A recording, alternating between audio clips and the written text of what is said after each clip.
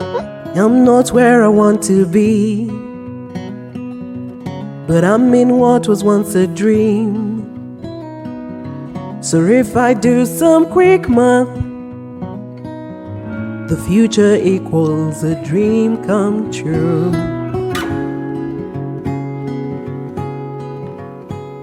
Since 1992, In All Honesty, a podcast by Olave Orawo. Hi. Welcome to another episode of the In All Honesty podcast. My fabulous name is Olave Orawo, and this is not season 5. This is actually a BRIBE episode. I've done a bonus episode to just come and tell you, please go and vote for me for the Pulse Influencer Awards 2024. I have been nominated Podcast Influencer of the Year. So I'm giving you this bonus episode so you can go vote for me. Long game, my friend. So you can go to any of my socials, and even in the description below, I will leave a link that will take you to the Pulse Influencer Awards page. And under Podcast Influencer, please vote for Olave Orawo. We really want to bring this home. Thank you. And now to our episode. Today we are talking about the lessons I learned from my exes, like what my exes taught me, and in a good way. I know every time we're talking about exes, we're just like, rolls eyes. You know the way you're a villain? You know the way your ex is a villain in your story? You're probably also a villain in theirs. Do we ever think about it like that? But anyway, these are some of the things that my exes taught me. Like, I learned different things from different exes, and I can't always say it's always been bitter. There were sweet moments.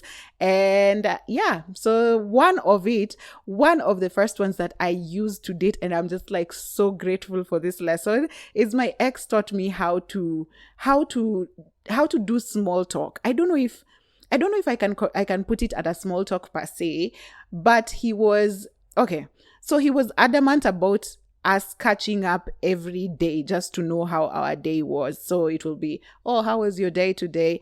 And because all the time I would just wake up, go to work, and come back in the evening, my answer was always the same. It was like, I was at work. I was just at work. And for me, I think because my whole life I was so used to doing things by myself, for myself, I just, like, whenever things happened, they'd be recorded as normal events for me in my head. So let's say I won something, I would just go back home and celebrate, or I'd do whatever I do to celebrate myself. If maybe I had a bad day, or maybe someone did something to me that hurt me, I'd self-soothe. I'd find ways to self-soothe. And so to me, events of the day were never recorded in my head as worth telling someone. It was just, if I went to work, if nothing bizarre happened, like Beyonce was noted on Gong Road, I just never cared to record it. Like, it wasn't something worth telling people. So every time he'd ask me, how was your day? And I'd just say, my day was a work day. I went to work, I came back. And then I would ask him, then, how was your day? And he'd tell me very almost useless details that were very interesting. And he'd say, oh, I see you like Grant's, the whiskey. I saw they've just erected a billboard on Thika Road. I saw that on my way to work. On my way to work today, I saw a red CX5. Today, Kevin, my workmate, came in wearing a suit. The boss today didn't look really happy. He walked in, he didn't talk to anyone. He only greeted one person and then he left. Today on the site, I had to carry a mask because I realized how much dust there is on the site and maybe I could catch a cold. So he had such very small details that I just never thought about. And to him, he was like, that's worth a report for the day. So then I started learning how to do that. So I would come and say, like, okay, today I had lunch with Vivian. And for me, I always have lunch with Vivian, not all the time, but it didn't occur to me that the day I have lunch with Vivian, it's something you can say, it's something you can report as something out of the norm that happened in your day. And for just those, over time, by the time we were breaking up, I learned how to give a recollection of my day with very small details that earlier on I never thought were really worth it. And it makes for very good conversation. And sometimes it actually triggers other things. Like you'll say, I had lunch with Vivian today. And then he'll ask you, did Vivian get that gig that she had gone for an interview for? And then you'll be like, oh yeah, by the way, she was told this and that. So then it triggers conversations. But in my head, I always thought everything that happened around me was too tiny to tell, was too minute a detail to tell someone. And I found it very beautiful. That is one of the things that I've carried with me that I found very beautiful, that now if you ask me what my day was like, I can describe. And this in turn has made it over time. I've realized it's made it so easy for me to answer those very ambiguous questions like, tell me about yourself. It made it easy, because I remember there's this time I went for an interview, and it was after I had learned this skill, and they said, tell me about yourself. And I asked them, what about myself do you want to know? Should I give you a fun personal detail, or do you want to know about my career? And if it's my career, ask me about something specific. Like ask me, when you did digital marketing in this company, how was that? And I learned that when they now did that, when they asked me a very specific question, I had details upon details to tell them. So that very minute skill of just being able to describe your day has gone ahead to really help me be able to build up on conversations that really don't have a lot of depth to them. And it was beautiful. I was like, now, and these are things you don't even realize, because he'd say things like, even if you are heading to work, the car that was next to you while you were waiting in traffic today is not the same car that will be next to you tomorrow when you're going to work while waiting in traffic. But for me, I was only recording, I waited in traffic. I wait in traffic every day. But today, the car beside you was blue. The car beside you tomorrow is red. So those very small details, they're worth it. Today, I saw a dog pass. Today we stood by the road for about 5 minutes waiting for some Maasais to pass with their cows. Those really tiny details. And then you get into, by the way, how have Maasais maintained just being out of the norm, even in the modern world? They still, you'll get into a conversation that just came from very small details. So that is one thing that I took from my ex that is a really positive thing, and I really like it to date. And I don't know if there's something about that's familiar for you, but if it is, well, there you go. Is there something you learned from your ex that's pretty interesting? Now, that's one. And then there's this time, you know how now you're catching up with your ex every day, and then sometimes you just give them, I am sorry to admit this, maybe in my next relationship, I'll be a better person, but you know how pillow talk sometimes is discussing your friends? The gossip, the tea be hot. So every time after we've, I just had a flashback of pillow talk. I really love pillow talk. When we're having pillow talk, and every time you'd catch up on just random things, the conversations really with your partner just could go from anything. It could go from a cup of tea to what they're going to do to PDD. Like, it could go anywhere. So during some of these conversations, there's this one time my ex told me, I don't know if I want to hear about that your friend anymore. And I was like, what's wrong? I thought you liked her, because my ex had met my friends. And it's like, every time I hear about her, she's a victim of something. She's always has a sob story. And he told me, be very careful about people who always are the victims. And it occurred to me when my friend was telling me that story, that I came to learn later on that she also had a part in what happened, in the negative events of what took place. I was just like, why did I not think of that? Now, I don't know why my ex had thought of, I don't know why he was way wiser. Like, why was he wise like that? Anyways, so he told me that be very careful about people who are always the victim. What was their part in the whole thing. And I thought to myself, even right now when I describe that, thing has stayed with me, because even right now when I describe my breakups or with my exes, I'm very careful not to paint them as villain, because there was a part of it that involved you.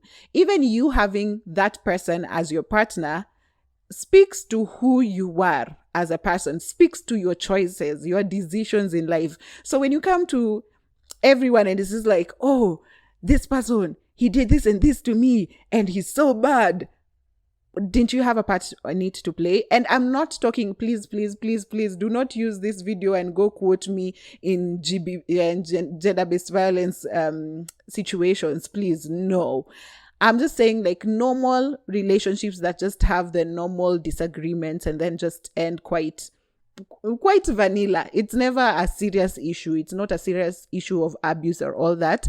I'm just saying, when a relationship ends and you're so busy painting your partner in such bad light, did you have anything to do with it? And for me, I realized that idea of always being the victim. And you saw I even did a video on TikTok the other day saying, I don't want to be friends with people who are always the ones who are manipulated. You know, right now, I am 32 years old. I can't be saying I was manipulated. And then last year I was in a relationship. I say that man was a manipulator. And then when I was 28, I was dating someone else. And then I say that man was a manipulator. Like, at what point do you start taking part in the things that affect you? Are you always, will you still be the victim through and through? So that really took me back. And he was just like, unless she is winning something, I really do not want to talk about her anymore. And I was like, okay. So I stopped talking. So I stopped bringing tea about that friend of mine to my partner. And so it was just like, and then I started being keen about it. I started being keen about that witness issue. And I remember the next time she came to me and she was like, this person has did that, da. And I was like, how did it get to that point? Before that person, because some people will give you a story that is so extreme. You're just like, did someone just wake up and howl a cup at you? Like, how can you give me the build up? Can you give me the build up to where it got? What were you saying? What were they saying? Give me the details. Give me the build up to what happened before that person hurled a cup at you. So then I realized, okay, you can't always take every story as gospel true. And you're just like, okay, because I'm standing for women, I'm a girl's girl. Yeah. When you're just with your girl, don't ask her in front of people, please. In front here, my girl is my girl and she did nothing wrong.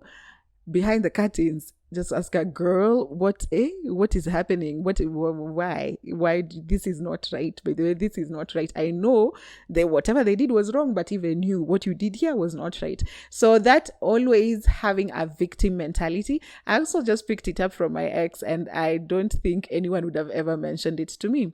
And something else that I picked from another ex was how to process my emotions. And I think over the years, I have learned how to my emotional intelligence has really matured because of looking at things on not at surface level. Always when something happens, look at it deeply, because there's this one time I had left a job somewhere. It was toxic. It was hectic. I had struggled with that job. But then even when I was, just before I left, like I think a month or two before I left that job, there's a girl who came into the office, and honestly, she had been hired. She was the only, like, she made those last 2 months bearable. She was the only sanity I had in that office. We became best of friends. We were just like, I was just like, goodness, like the universe has sent me someone to just elevate me, to just like to take me away from all these things that have been, because I had no one. Everyone was against me in that office. I don't know whether it's because I was young. I don't know. No one was rooting for me. And this girl just came and we became best of buddies and we used to catch up. And I remember she also taught me a couple of things. She's the one who taught me how to be like high class, and She was like, babe, we're going here, we're going to order wine, and let's go here and get, like, she taught me how to go on dates, to do such things, and then just do that as girls, because she had a daughter, and she had a teenage daughter, and she used to do mom daughter things a lot, and they do mom daughter things like besties. So she used to drag me along on such, like, things that are the same as the ones she used to do with her daughter. So we'd do. It was just a good relationship. It was such a good friendship at the time, and it still is. It's just that we don't communicate as often. But then, so the day after I had left the job, my farewell party was done. We went to the club. We planned and said, let's go to the club. Let's just go and blow off some steam. I'm so done. I'm tired. And so we went to the club, but I think there's a club where I was bad. The female bouncer said, you look drunk, you can't come in. And I hadn't even drunk. Like, we were just starting out the night. So I don't know if she had a problem with me. And usually, I don't know. I don't know what the bouncer had a problem with. But anyway, so we didn't enter that club. We went to another club. In that other club that we went to, we had a good time. It was just a good time. Anyway, let me not get into the details. Then we left the club. While we were leaving the club on the stairs, I saw a couple fighting. And then the couple just, the man held the girl's head and banged it on the wall. And I do not remember the events that took place after that, but I remember screaming. And usually in real life, I don't know how to scream. Even now, you tell me scream, I don't know how to scream. Like, I usually do not scream. So I'm being told I screamed, and my scream was that deathly that people in the club had, with the music and all that. So I remember, and then I remember, like, I think 2 bouncers coming to me and dragging me back and sitting me on a table somewhere and giving me water and being like, just relax. It's okay. It's being sorted. And I kept telling them, go and get that man. He's going to kill her. And it was just so wild. And my friend was just like, okay, babe, let's go home. It's okay. Don't follow that man. Now, I went outside looking for that man. Why are you beating a girl like that? And the girl was so tiny. This man was huge. He was towering over that girl. And like, the events of that night. And so I don't know what happened outside there while I was looking for that man, where that man has gone. I don't know what... The way that man was so big, I don't know if I found him, what I'd have done to him. I don't know. My head was running at the time. So while I'm trying to find that man, I break down and cry. I just cry. I cry. And my friend doesn't know what to do with me. And she's just like, Olave, it's okay. And I just cried. I cried. And then finally we took our cabs and went home. I told her I've gotten home. So then I'm telling my ex, Aki, I've cried. I cried. I don't know. I hope I haven't spoiled my friend's night, because it was supposed to be such a good night. And he told me, you had a lot of pent up energy. There's a lot you had pent up, like even you just knowing, leaving your place of work and leaving your friend and going to a new place to find out you're now going to make new friendships, you're now going to start figuring out a new place. And then there's this friend of yours who you won't see as often, you won't hang out with anymore. Like, there's a deeper connection. There was a lot more to you crying than just that you saw a woman getting beaten.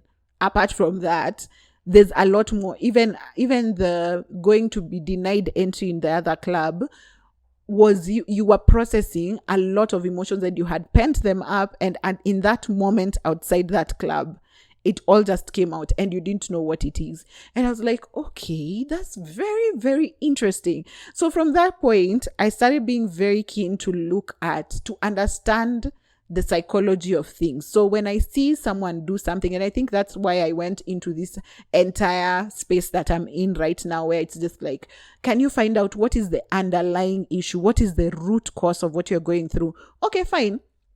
Yes, you're crying. Okay, this person has come and they've hurled a cup at me. Why have they hurled a cup at me? It's not just that they hate me. Why do they hate me? What about me triggers them so much. So these are some of the things that I came to learn. And it was from that one incident of my ex telling me it's not because a girl was being beaten.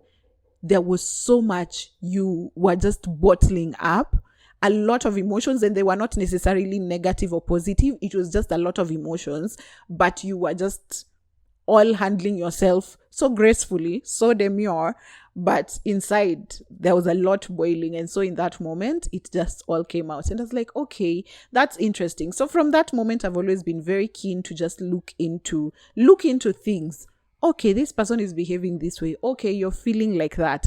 And if you're feeling like, why are you feeling like that? And on that note, I actually have started a consultancy. It's called by Olave, and we have tools that are supposed to help you with emotional intelligence, or rather to understand your emotions better. And there's this, which is my favorite one. It's an emotions wheel. It goes for 500 bob. So the emotions wheel just helps you identify what you're feeling. And I swear to you, since I got the emotions wheel, I've been able to identify so many things. And then I get to journal. So I also have journals that I've produced that I'm also selling. Those are going for, I think, 1,500 shillings. But yeah, you can find by Olave. I think I'll even leave the link here in the description. And the emotions wheel specifically, and the journaling of that particular emotion, it's taken me through, because sometimes I come home and I'm just like, there's also the gaslighting of yourself. You literally gaslight yourself. Like I remember the other day, someone took something from me, and I was like, I felt really bad that they took it from me. And I started asking myself, or am I a mean person? Or am I mean? Don't I like sharing? Okay, I don't like sharing. That's known. But I felt like me telling them that you can't have that's mine, it felt like a mean thing to do. And so while I was struggling with that particular day, I just came to my feelings. I just came to my emotions wheel and identified something like, was it unappreciated or something? I don't know. I can't remember. I've used the emotions wheel for so many things, because there are days you're just mad in emotions, but you don't know what it is. And yeah, for me, it's helped me in that sense. So if you see me trying to understand the underlying issue, understanding the underlying emotion, like what exactly are you dealing with? It's not that someone told you, get out of my house. It is, what about being told get out of my house that triggers you so much? Where does it take you back to? And I honestly have invested in this consultancy so much just so I can give people the same experience I've been having of just understanding my emotions, because me being able to understand what I'm feeling has really helped me extend that to other people. So I know a lot of times what people are feeling, and I know how to treat them and how to draw up my boundaries. And yeah, so again, I'll plug on my consultancy. It's called By Olave. I'll put the links in the description. It's all over my social media as well, so you can just interact with it and see. I would really, really encourage you to buy the merchandise. We have the emotions wheel, we have the gratitude jar, and they're pretty interesting. They have like tweaks to it. They're not your regular tools that you use for let's say therapy. I promise you'll like it. But with that said, I think I've come to the end of the episode. Do I remember anything else my exes would have taught me?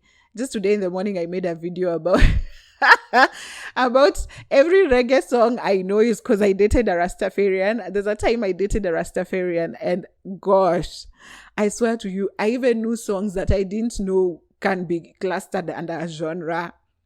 But yeah, exes do teach us some things, and I've learned not to be bitter. I've learned not to always think of my exes as bad, horrible people. And also I've seen the challenges on social media that you guys are doing on TikTok, and I'm just like, who did you guys date? I guess I was fine. And also on the channel today, I have asked, would you rather take back your ex or forgive a cheating partner? Interesting.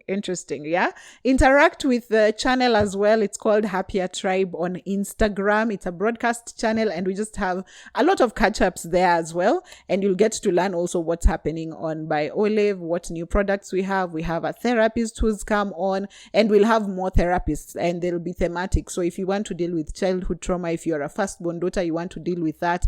If you are dealing with grief, we'll have all of that provided. So, and they come highly recommended.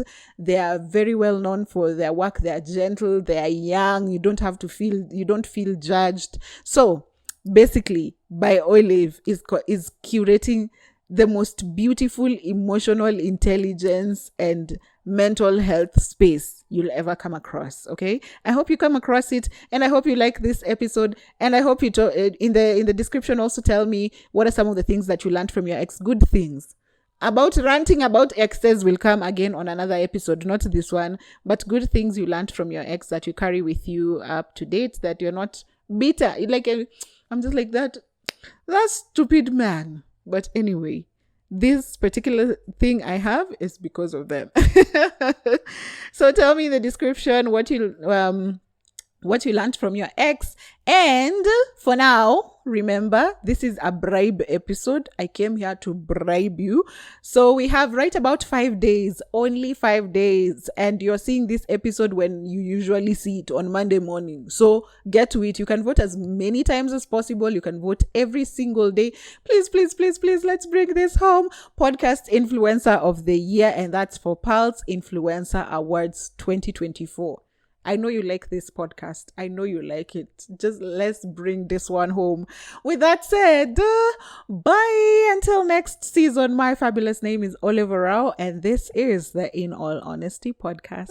I'm not where I want to be, but I'm in what was once a dream. So if I do some quick math, the future equals a dream come true.